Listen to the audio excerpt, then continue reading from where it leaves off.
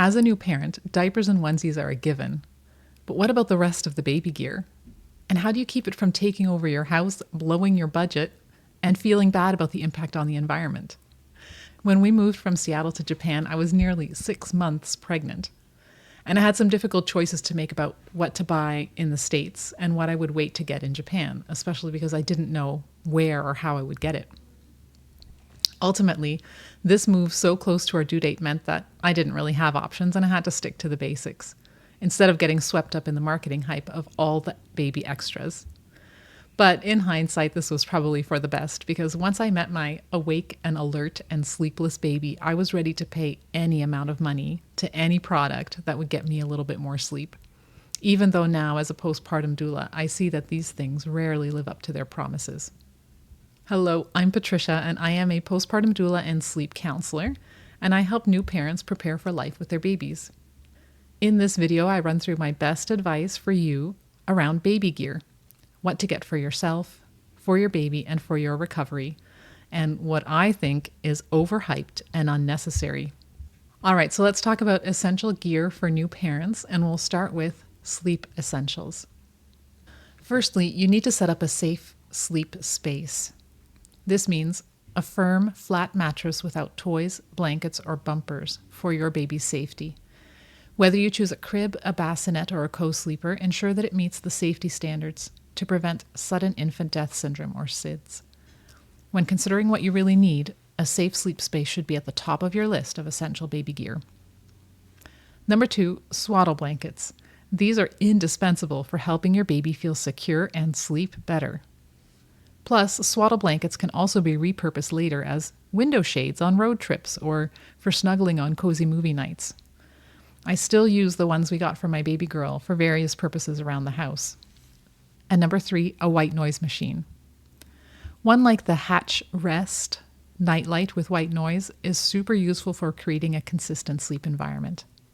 But you can also consider something like the Hush, which is a portable battery-powered one if you're more likely to be on the go. But they stay useful even beyond the newborn stage. We still use ours to signal when it's time to get up in the morning. And when we travel, we bring it along to help our kids sleep in unfamiliar places. It is essential in our house. So that's essential sleep gear. Here's your essential feeding gear. Now, since the majority of pregnant families I talk to plan or want to breastfeed, the first essential gear is nursing pads and ointment. Nursing can be tough on new parents, so having nursing pads to catch leaks and ointment to soothe sore nipples is necessary. These small items can make a big difference in your comfort and confidence while breastfeeding. Secondly, a haka or some other milk collection device. A haka can function as a simple manual breast pump. It's like a very flexible silicone that can help you collect milk easily while nursing your baby at the same time on the other breast. It is particularly useful for catching let-down milk that might otherwise go to waste. And thirdly, for feeding, baby bottles and cleaning tools.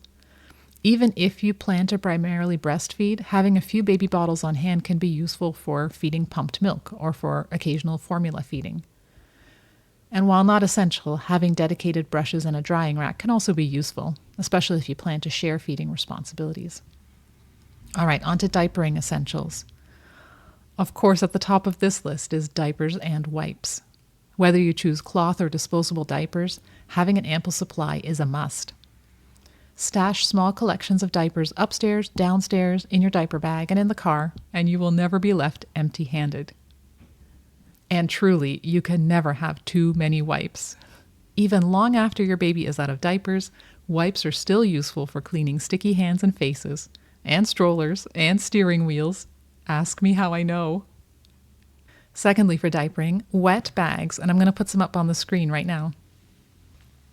We originally bought ours for cloth diapering, and here we are 9 years later, still taking these to swim lessons, to go to the beach, and sending them along in backpacks when my kids go to their grandparents' house. They're zippered, they're waterproof on the inside, and they're washable. They are great for containing messes and keeping everything else in the backpack dry. And lastly, for diapering, some diaper cream for your baby and a portable changing pad. Of course, diaper cream helps prevent and treat diaper rashes, while a portable changing pad makes diaper changes more convenient and sanitary, whether you're at home or on the go. These are the simple baby gear essentials you will reach for multiple times a day. But what about the other baby gear? Well, here are some things to consider for your comfort and for convenience. Firstly, a baby carrier. For our family, a baby carrier was a must-have for hands-free convenience and for keeping my baby close, which can help with bonding and for calming a fussy baby. Whether you prefer a soft wrap, a ring sling, or a structured carrier, find one that suits your lifestyle and your comfort. Secondly, a bouncy seat or perhaps a swing. It can be really useful when you need to set your baby down safely but still keep them entertained or soothed. These are especially useful during those times when you need to take a quick shower or prepare a meal and you just need to keep your baby safely contained in the room with you. Just don't get too distracted by extra features like music or levels of vibration or a mobile. Get the one that's easy to use and fits your house. And lastly, for your comfort, supportive pillows for feeding. Whether you're breastfeeding or bottle feeding, a supportive pillow can make a big difference in your comfort and your posture. It really helps to reduce strain on your arms and neck and back during feeding sessions, which in the beginning can be frequent and really long. Supportive pillows are simple baby gear essentials that can make your feeding time more comfortable for both you and your baby. All right, on to essential baby gear for health and safety. Firstly, an infant car seat. Safety comes first, and an infant car seat is non-negotiable for bringing your baby home and for any future travel. In fact, many hospitals won't even let you leave unless you can strap your baby safely into their car seat. Ensure the seat and its base are properly installed and meets all safety standards. Consider getting it checked by a certified car seat technician if you're really unsure. Your local fire station might provide the service, just call to check. Secondly, a first aid kit and a baby thermometer. Keep a first aid kit tailored for infants along with a reliable baby thermometer ready just in case. While you hope to never need it, being prepared for minor scrapes or fevers or rashes or any other health concern is important. Having the basic items on hand allows you to respond quickly and calmly to any issues that might arise. And thirdly, essential baby gear for safety and comfort is a baby monitor. A baby monitor can provide reassurance when your baby is sleeping in another room. Most families choose to keep their newborn next to their adult bed for the first several months, and when they're ready, shift babies sleep into their own sleep space. This is when a simple audio monitor or a more advanced video monitor can help you keep an eye or an ear on your baby from a distance, allowing you some peace of mind while they and you sleep. All right, next up, pregnancy and birth recovery essentials. Firstly, you'll want some postpartum specific pads and perhaps some postpartum specific underwear. After giving birth, having a stock of high quality pads and comfortable supportive underwear is crucial. These items help manage postpartum bleeding, which can last for several weeks.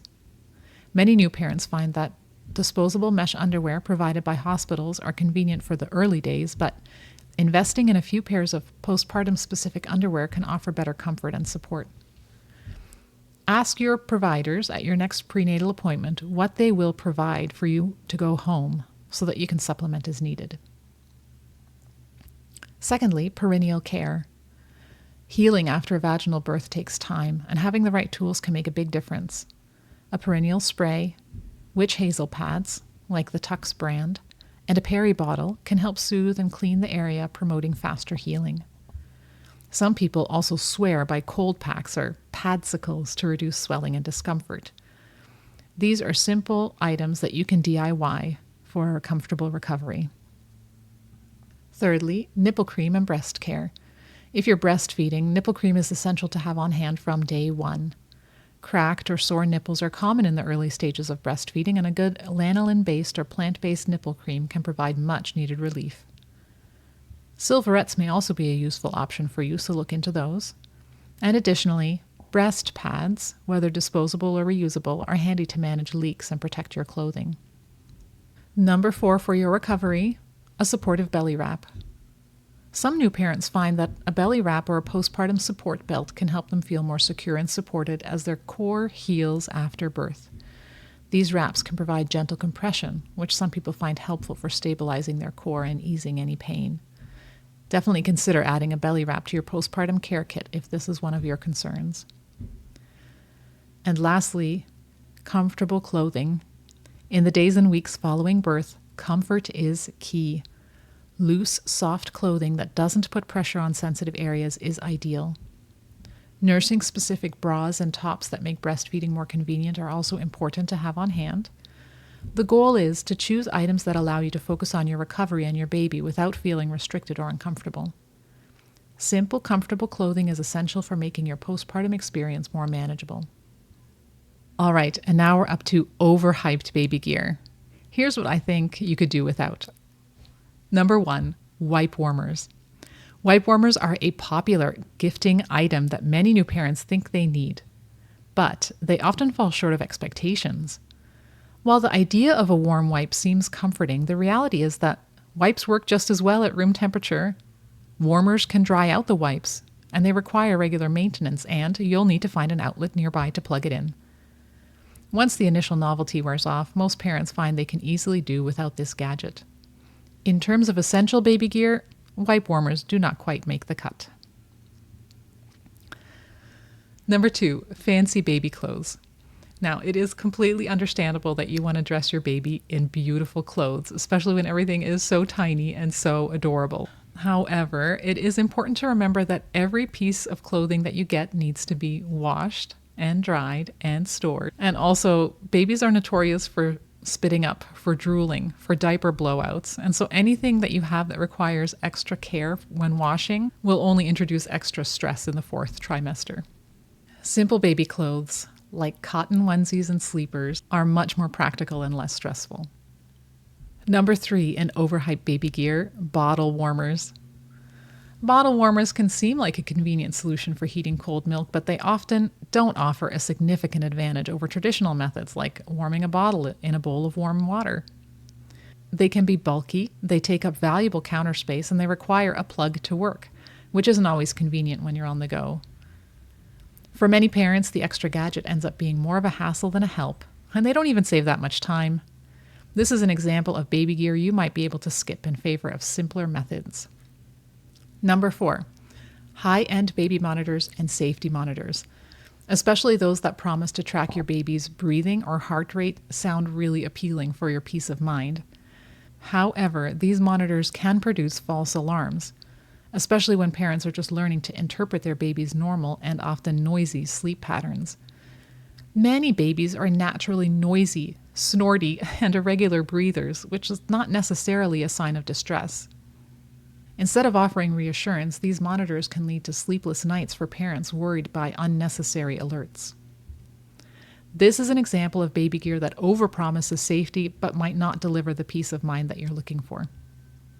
Number 5, other specialized baby gadgets, like formula dispensers. Now, while the idea of a machine that perfectly mixes and dispenses formula is tempting, these gadgets can be more trouble than they're worth. Many postpartum doulas share stories of dispensers that are clogged, that dispense inaccurately, and they require frequent cleaning, all of which adds up to potential risks and frustrations when feeding your baby. Sometimes simpler baby gear is the better choice. And what about electronic bassinets? Some high-end bassinets promise more sleep for both babies and parents by automatically rocking and syncing to an app. So fancy, right? However, these bassinets can keep babies reliant on swaddling and motion for sleep and can make it really difficult to transition to independent sleep later.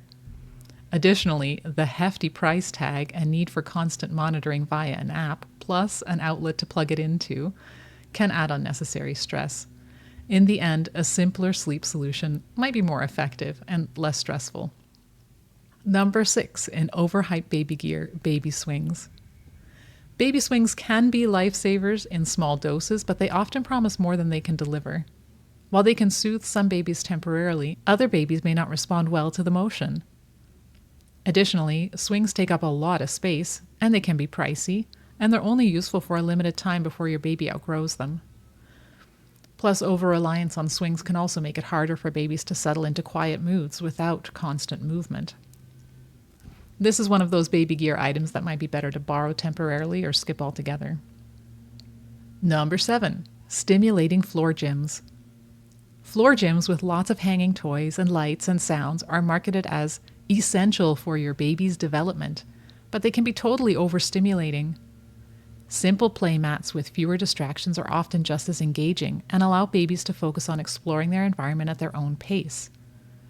Additionally, big baby gyms can be bulky, difficult to store, and quickly outgrown as your baby's interests evolve.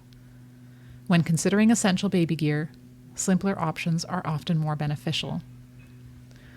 And lastly, for overhyped baby gear, diaper pails. Diaper pails are often marketed as the ultimate solution for odor control, but many parents find that a regular trash can with a lid works just as well. Plus, specialized pails require specific and often expensive refill bags, and if not maintained perfectly, they can still allow odors to escape. A basic odor-resistant trash bin can be just as effective with fewer ongoing costs, and when your baby's done with diapers, the trash can live on in some other part of your house. This is an example of baby gear where a simple, non-baby alternative can be just as effective. All right, let's wrap up this conversation about baby gear for aspiring minimalists. As you prepare for your baby's arrival, of course you want to get the best gear out there to make this the smoothest transition possible. It is also easy to get swept up in the excitement of buying convenience items, beautifully designed products, and gadgets that make your life easier. And that's okay. Every parent deserves to feel supported and prepared for life with their baby. However, as many parents discover by the 6-month mark, simpler is often better. Simpler is easier. Simpler is almost always less expensive. There's already so much to learn and to adapt to in the newborn stage, from feeding and sleeping routines to understanding your baby's unique needs, that adding unnecessarily complex baby gear into the mix can sometimes do more harm than good. By focusing on practical and essential baby gear and avoiding overhyped items, you can reduce stress, save money, and create a more peaceful environment for you and your baby. Remember, it is not about having every possible tool at your disposal, but about having the right tools that truly meet your needs. Embracing simplicity allows you to focus on what really matters, bonding with your baby, and finding joy in these early precious moments. As you continue to navigate parenthood, remember, it is perfectly fine to skip the overhyped baby gear in favor of simplicity. Parenthood is a journey of discovery, and the more you simplify, the more space you'll have to enjoy the ride. All right, here are your next steps. This post draws heavily from one of my lessons in the Prepping for Parenthood course, so if you love this content, I encourage you to explore the course for more in-depth information and support. By enrolling in Prepping for Parenthood, you'll gain access to a wealth of knowledge and support that can make a significant difference in your postpartum experience. And of course, I want to hear from you. Your experiences and insights are valuable, not only to me, but also to other new parents who can come across this video. So leave me a comment below. Where do you fall on the baby gear minimalist scale? Are you more likely to buy whatever it takes, or are you hoping to get by with as little as possible? This video is part of an ongoing series based on my Prepping for Parenthood course. Last week was all about 6 simple ways to meal prep for the postpartum period, and next week I'll walk you through how to prepare your house for life with your baby. Come and check out that video, and I look forward to seeing you then. Bye-bye.